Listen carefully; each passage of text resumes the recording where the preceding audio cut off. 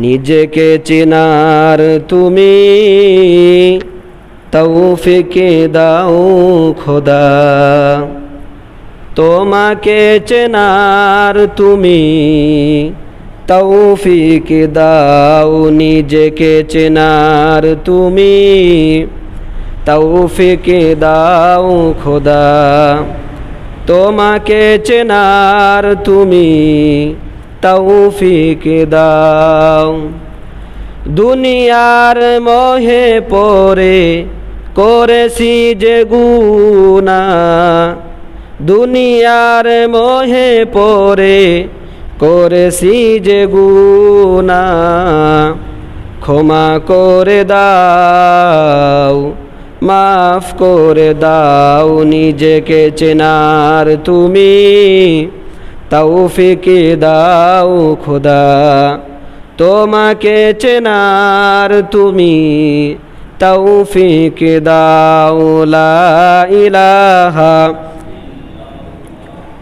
লা ইলাহা ইল্লাল্লাহ, লা ইলাহা ইল্লাল্লাহ, লা ইলাহা ইল্লাল্লাহ, লা ইলাহা ইল্লাল্লাহ, লা ইলাহা ইল্লাল্লাহ, লা ইলাহা ইল্লাল্লাহু মুহাম্মাদুর রাসূলুল্লাহ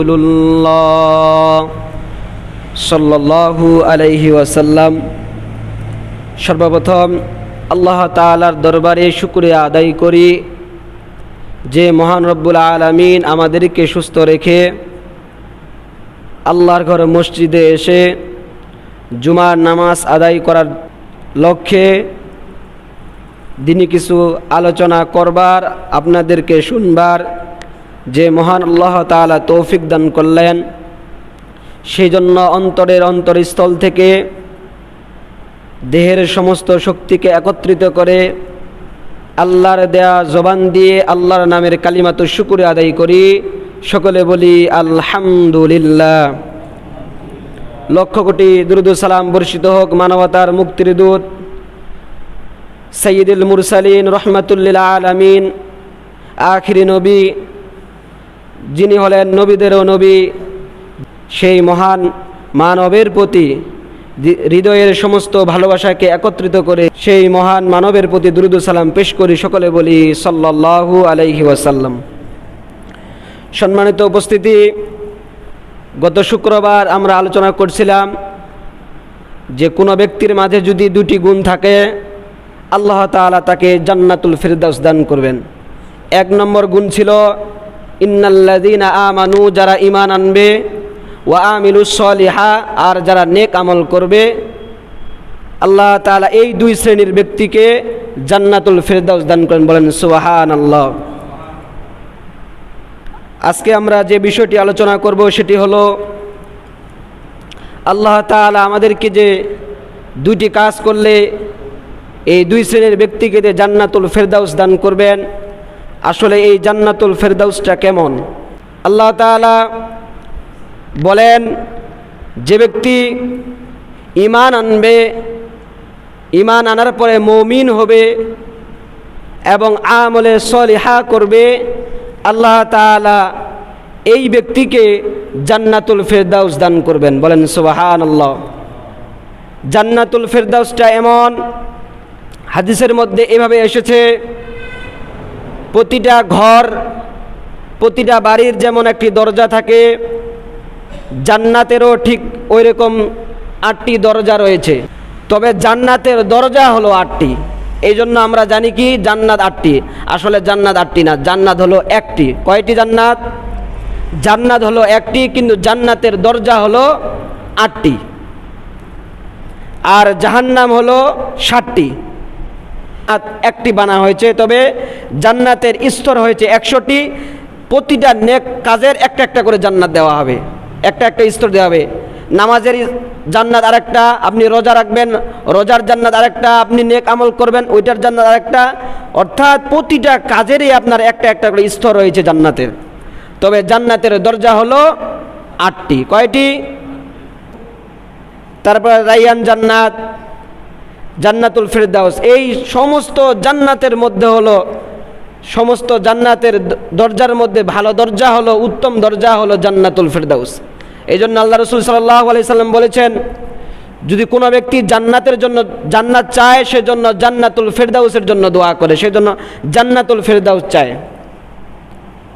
হযরত নবী করিম সাল্লাল্লাহু আলাইহি সাল্লাম বলেন, একজন ব্যক্তি আছে, সে জান্নাতুল ফিরদাউসের মধ্যে চলে যাবে, সে দুনিয়ায় থাকতে জান্নাতুল ফিরদাউসের সার্টিফিকেট পেয়েছে। সেই ব্যক্তিটা হল হযরত আবু বকর সিদ্দিক রাদিয়াল্লাহু তাআলা আনহু। এই জালিলুল কদর নবীজির সাহাবী, এত সম্মান আর এত মর্যাদা ছিল, দুনিয়ায় থাকতে সে জান্নাতুল ফিরদাউসের সার্টিফিকেট পেয়ে গেছে। এই জন্য আল্লাহ রসুল বলেছেন, তোমরা যদি জান্নাত পেতে চাও তো জান্নাতুল ফিরদাউসের জন্য দোয়া করো, জান্নাতুল ফিরদাউসের আশা করো। হাদিসের মধ্যে এসেছে, এই আবু বকর সিদ্দিক রাদিয়াল্লাহু তাআলার সাথে যদি কেউ জান্নাতে যেতে চায়, তাহলে প্রত্যেক উজুর পরে, প্রত্যেক 5 ওয়াক্ত নামাজের যে আগে উজু করা হয়, সেই উজুর পরে সে যেন কালিমাতু শাহাদাত পড়ে, আশহাদু আল্লা ইলাহা ইল্লাল্লাহু ওয়া আশহাদু আন্না মুহাম্মাদুর রাসূলুল্লাহ। এই যদি কালিমাতু শাহাদাত পড়ে, তাই আল্লাহ রাসূল বলেছেন, তাহলে ওই ব্যক্তিকে ওই আবু বকর সিদ্দিক রাদিয়াল্লাহু তাআলা আনহুর সাথে জান্নাতুল ফিরদাউসের মধ্যে প্রবেশ করে। বলেন সুবহানাল্লাহ। তো জান্নাতুল ফিরদাউস, এই জান্নাতের দরজাগুলো এত বড়। মক্কা থেকে বাহরাইন শহর, আরবের একটি শহর আছে বাহরাইন শহর, মক্কা থেকে শুরু করে বাহরাইন শহর পর্যন্ত এই যে ডিস্টেন্সটা রয়েছে, যে ফাঁকা জায়গাটা রয়েছে, এটি হলো জান্নাতের দরজা। বলেন সুবহানাল্লাহ। আর এই দরজার যে ডিজাইন রয়েছে, এটি এত সুন্দর যে সারা পৃথিবীর, সারা জগতের সবচাইতে বড় ডিজাইনকার, সবচাইতে বড় আর্টিস্টকে যদি আনা হয়, তাকে যদি বলা হয় যে তোমাকে যত সম্পদ আছে, সমস্ত সম্পদ, সমস্ত টাকা পয়সা তোমাকে দেওয়া হলো, তুমি একটি জান্নাতের দরজা আর্ট করো, জান্নাতের দরজা একটু ডিজাইন করো, সে ডিজাইন করতে পারবে, তবে কোনো জান্নাতের দরজার ধারের কাছেও যাইতে পারবেন না। বলেন সুবহানাল্লাহ। তাহলে মনে করে বুঝে নেন, তাহলে জান্নাতটা কত বড়, জান্নাতের দরজাগুলা কত বড়। যখন কোনো ব্যক্তিকে, যেন ইমানদার বান্দাকে জান্নাতকে দেওয়া হবে, তারা যখন জান্নাতের দিকে যাবে, জান্নাতের যাওয়ার আগে তাদের জন্য স্বাগতম গেট বানানো হবে। যেমনিভাবে আমরা দুনিয়াতে একটি ওয়াজ মাহফিল করতে গেলে গেট বানাই কিনা? কথা বলেন, বানাই কিনা? বানাই। কারণ কি? এটা স্বাগতম গেট, মেহমানদের জন্য স্বাগতম গেট বানানো হয়। ঠিক আল্লাহ তাআলা এই জান্নাতের মেহমানদের জন্য স্বাগতম গেট বানাবেন। যখন জান্নাতীরা জান্নাতে যাওয়া শুরু করবে, রাস্তা দিয়ে যাইতে যাইতে একটি গেট পাবে। গেটে যাওয়ার পরে তারা দেখবে যে এত সুন্দর আর এত চাকচিক্যময়, তারা এটাকে জান্নাত ভেবে সেখানে থাকা শুরু করে দেবে, খাওয়া দাওয়া শুরু করে দিবে। ফেরেশতারা বলবে, বান্দা, এটা তো জান্নাত নয়, জান্নাত তো আরও সামনে, আরও অনেক দূরে আছে জান্নাত, এটা তো স্বাগতম গেট। তারা আবার সেখান থেকে আবার ছুটা শুরু করে দিবে, আবার যাওয়া শুরু করে দিবে। যাইতে যাইতে যাইতে আরেকটি গেট পাবে। এবার তারা ভাববে, ওইটি যদি স্বাগতম গেট হয়ে থাকে, এটি বুঝি অবশ্যই জান্নাতের গেট। তারা সেখানে থাকা শুরু করে দেবে, সেখানে তারা খাওয়া দাওয়া শুরু করে দিবে। সেখান থেকে আবার তাদেরকে বলা হবে, ফেরেশতারা বলবে, বান্দা, এটা তো স্বাগতম গেট, এটা তো জান্নাত না, জান্নাত আরও দূরে আছে। এবার তারা আবার যাওয়া শুরু করবে। যাইতে যাইতে যাইতে যাইতে যখন জান্নাতের অতি নিকটে চলে আসবে, সেখানে আরেকটি দরজা পাবে। দরজা পাওয়ার পরে সেখানে বলবে, এটি মনে হয় শেষ দরজা, এইটির সৌন্দর্য, এটির ডিজাইন আরও যে 2টি দরজা পার করে এসেছে তার চাইতে আরও হাজার হাজার গুণ বেশি। বলেন সুবহানাল্লাহ। এটা দেখার পরে তারা নিশ্চিতভাবে মেনে নেবে যে এটাই মনে হয় জান্নাতের দরজা, এটাই মনে হয় জান্নাত। যখন তারা এটা ভেবে সেখানে খাওয়া দাওয়া আরামায়েশ করা শুরু করে দিয়ে, ফেরেশতারা বলবে, বান্দা, এটা তো জান্নাত না, ওই যে জান্নাত সামনে দেখাচ্ছে সেটা জান্নাত। এরপরে সেখান থেকে তারা জান্নাতে যাবে। জান্নাতে যাওয়ার পরে তারা দেখবে এত সৌন্দর্যমণ্ডিত, এত চাকচিক্য করা হয়েছে, এত সুন্দর করে ডিজাইন করা হয়েছে জান্নাতকে। আমরা দুনিয়ার জিন্দেগিতে গাছকে দেখি, গাছের শিকড় নিচে, ফলমূল উপরে থাকে, পারতে কষ্ট হয় কিনা? কিন্তু জান্নাতের ভিতরে গাছের ফলমূল থাকবে নিচে আর গাছের শিকড় থাকবে উপরে। বলেন সুবহানাল্লাহ। বান্দা শুধু চাবে যে আমি ওই গাছের ফল খাবো, অটোমেটিক তার সামনে চলে আসবে। জান্নাতের উপর দিয়ে পাখিগুলো দৌড়ানো শুরু করবে, বিভিন্ন রকমের পাখি। যেমনিভাবে দুনিয়াতেও পাখি চলাচল করে দেখে অনেক সময় খাওয়ার ইচ্ছা জাগে, কিন্তু খাইতে পারি না, পাখি ধরতে পারি না। জান্নাতে যখন পাখিগুলো দৌড়াদৌড়ি করবে তখন ওই মুমিন বান্দা বলবে, আল্লাহ ওই যদি পাখিটা খাইতে পারতাম রোস্ট করে, আমার কত না ভালো, কত না স্বাদ লাগতো। এই কথা চিন্তা করা মাত্রই রোস্ট হয়ে সামনে চলে আসবে। বলেন সুবহানাল্লাহ। আবার যখন ওই রোস্টকে চাবায় খায়, একদম হাড্ডি সহ চাবায় যখন খেয়ে ফেলবে, খাওয়ার পরে হাড্ডিগুলো যখন ফেলাই দিবে, ওই হাড্ডিগুলো পুরোনায় আবার পাখি হয়ে আকাশে উড়ে যাবে। বলেন সুবহানাল্লাহ। তাহলে বলেন এই জান্নাতের কত সুন্দর একটি জান্নাত, কত সুন্দর একটি জান্নাত করেছে আল্লাহ তাআলা আমাদেরকে জন্য।